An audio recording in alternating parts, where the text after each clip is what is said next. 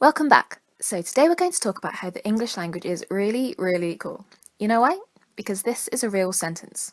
Buffalo, buffalo, buffalo, buffalo, buffalo, buffalo, buffalo, buffalo. That is a lot of buffaloes. It's a herd of buffaloes. And it looks absolutely nonsensical, but in fact it's perfectly grammatically correct. And here's why.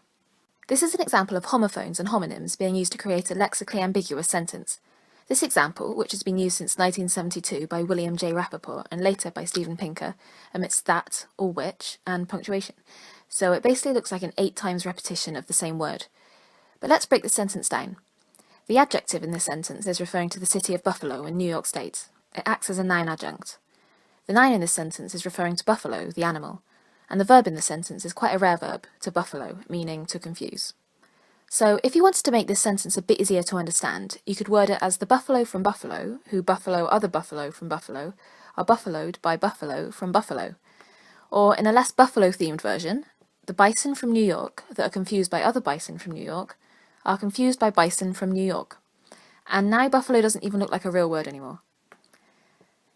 Another example of this is a question I remember being asked in school. In what situation would you have a sentence with 5 ands in a row? Imagine you're in a pub. It's called the Slug and Lettuce. You're getting a new sign for the pub, but when it arrives you find that the words are too close together, so you send an email to the sign makers. I would like to let you know that the spaces between slug and and lettuce are too small, or in simpler English and with pronunciation, like this.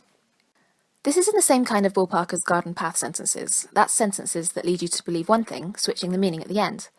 One of the most common examples of this is the horse raced past, the barn fell, which appears to make sense but then becomes confusing and looks like it doesn't really mean anything.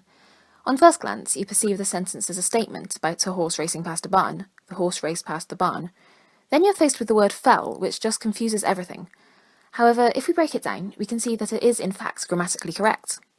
So in simpler English, the horse, which had been raced past the barn, fell down. And it's not only the English language that has confusing things like this.